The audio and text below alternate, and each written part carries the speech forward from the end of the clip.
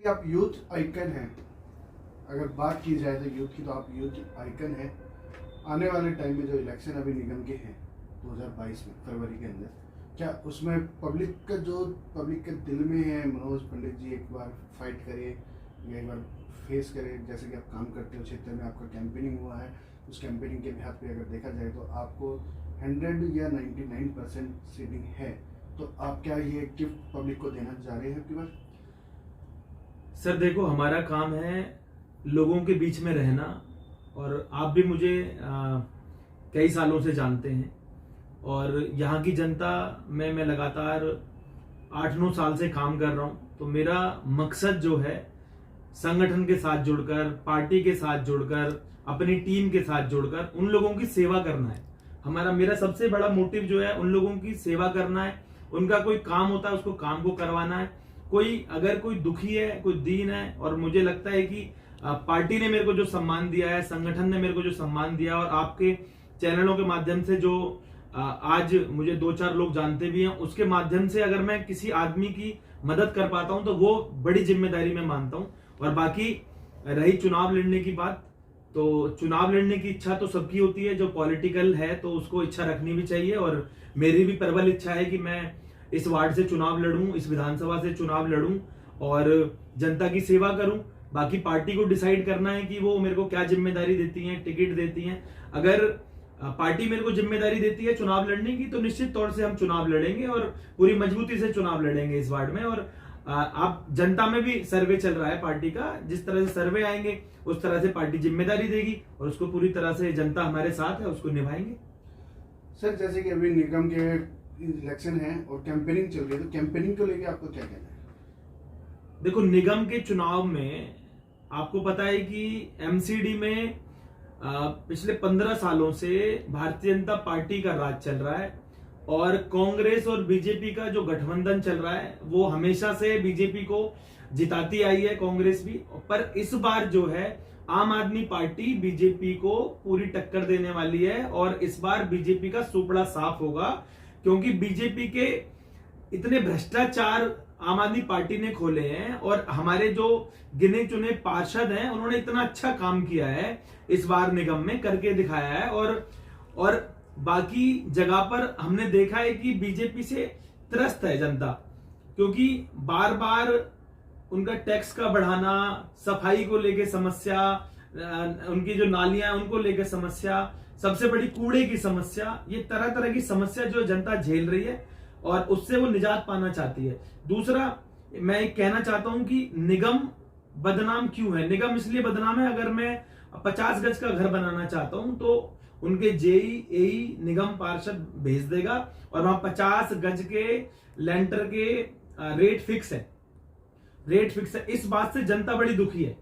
गरीब आदमी अगर घर बनाना चाहता है तो उसके लिए उसे घूस देनी पड़ती है और लाखों रुपए चुकाने पड़ते हैं। इतना बड़ा भ्रष्टाचार है। अगर आम आदमी पार्टी का अच्छा व्यक्ति और आम आदमी पार्टी अगर इसमें आती है तो वो इन चीजों को खत्म करेगी। सर मेरा एक सवाल ये है कि जैसे कि अभी आपने देखा होगा, सुना भी होगा, बीजेपी ने मंदिर, मस्जिद और गुरुद्वारों में नोटिस किया है कि उनके ऊपर आपका ये टैक्स लगाया जाएगा, तो क्या ये लगना चाहिए? रोहित जी, ये बहुत अच्छा सवाल आपने किया है। और जब हमें ये खबर लगी, हमारी पार्टी को भी पता लगा, हमारे नेताओं को पता लगा, तो उन्होंने प्रेस कॉन्फ्रेंस करके और लोगों को बता के कि उन्होंने मंदिर और गुरुद्वारों को नोटिस भेज दिया है कि आप टैक्स जमा करो। और ये बहुत ही हमारे जो हमारे धर्म के प्रतीक हैं, मंदिर गुरुद्वारे, इनको भी नहीं छोड़ रही भारतीय जनता पार्टी। ये बहुत ही बुरा संदेश उन्होंने दिया है कि आप टैक्स जमा करो, और इससे तो हमारे जो भावनाएं, हमारे अगर हम हैं धर्म से जुड़े हुए और हमारे मंदिर और गुरुद्वारों से टैक्स लिया जाएगा, तो बहुत ही गलत चीज उन्होंने की है। इसका जवाब जो है जनता भी देगी। और सिख समुदाय बहुत नाराज है, ब्राह्मण समाज बहुत नाराज है इस बात से, हमारे जितने भी पुरोहित हैं, क्योंकि मैं खुद अखिल भारत वर्षीय ब्राह्मण महासभा में प्रदेश उपाध्यक्ष हूं। इस विषय पे हमारी बार बार चर्चा होती रहती है, पुरोहितों की मीटिंग होती रहती है।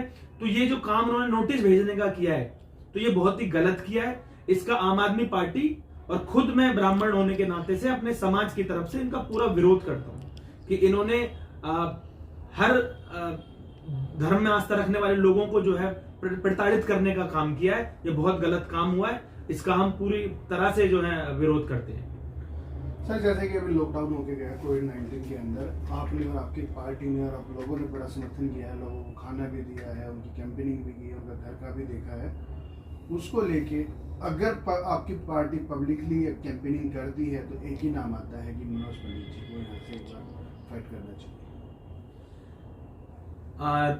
रोहित भाई जी, मैं आपको बताना चाहता हूं कि मैंने आपको बार बार बोला है कि मेरा सेवा करने का उद्देश्य लोगों की सेवा करना है, और पार्टी जिस दिन मुझे मौका दे देगी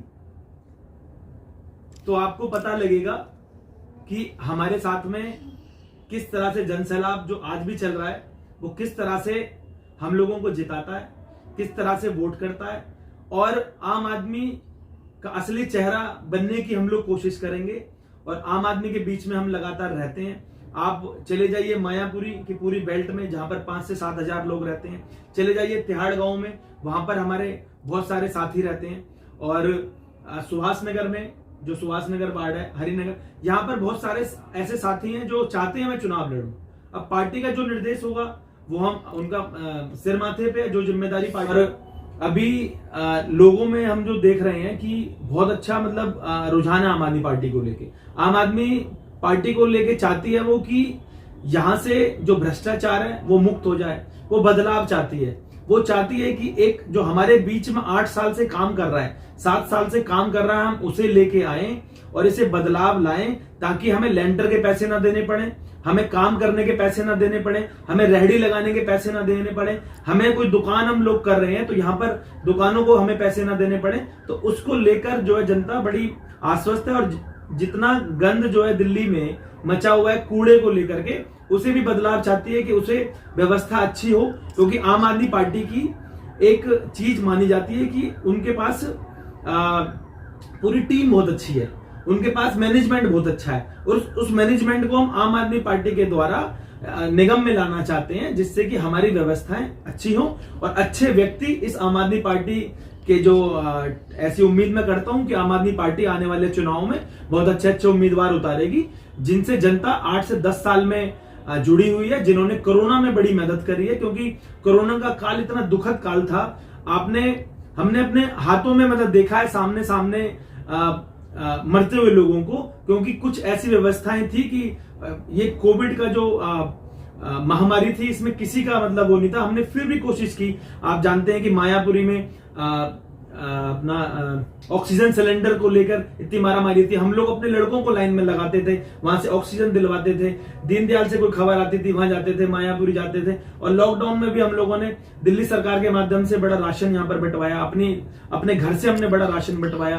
किसी ने बोला कि भाई वहां पर जाना है, वहां मजदूर फंसे हुए, तो वहां पर भी तो जनता सब देख रही है। तो अगर सर बात करें पूर्वांचलियों की, लॉकडाउन के अंदर आपने देखा होगा बाहर से भी जो हमारे देशवासी थे उनके लिए प्लेन करे गए, फ्री में वो आए हैं, लेकिन प्रवासियों ने अपने बच्चों को अपने हाथ में दम तोड़ते हुए देखा, और वो रोडों पे ऐसे गए हैं जैसे पता नहीं क्या गए हैं, उनके लिए गए हैं। सर एक मतलब हमारे देखो, मैं आपको एक चीज कहता हूँ, मैंने जो आपका देखा भी, मैं आपके साथ सालों से जुड़ा हुआ हूँ। आप पूर्वांचलियों के लिए खड़े हो, दिन हो या रात हो, उनके लिए खड़े होते हो, तो उस विषय में क्या है? देखो, मैं जिला उपाध्यक्ष रहा हूं पूर्वांचल समाज का, और पूर्वांचल से मेरा विशेष लगाव है, और वो बहुत ही दुखद चीजें थी जो हुई, और हम लोगों ने पूरी ईमानदारी के साथ कोशिश की कि उन्हें घर तक अच्छे से पहुंचाया जाए। हमारे नेताओं ने बड़ी अच्छी से कोशिश की। माननीय सांसद संजय सिंह जी ने अपनी फ्लाइट का जो उन्हें मिलता था कोटे से, उन्होंने फ्लाइट से लोगों को पहुंचाया। हमारे जो दिल्ली विधानसभा के चीफ व्हिप हैं, मैं उनकी बात बताता हूं आपको, दिलीप पांडे जी, क्योंकि उनके साथ में मैंने काम किया हुआ है। उन्होंने लोगों को चप्पल, जूते, खाना, बिस्किट, राशन, ऐसी चीजें उन्होंने दी हैं। और मैं तो कहता हूं उन्होंने अपने यहाँ पर नहीं, पूरी दिल्ली में उन्होंने सेवा की है। और इस बात को पूरी आपका जो जितना मीडिया जगह था उनकी तारीफ भी हुई इस बात के लिए। अरविंद जी ने भी तारीफ करी। अगर किसी ने मेहनत की सच्चे दिल से तो दिलीप पांडे जी ने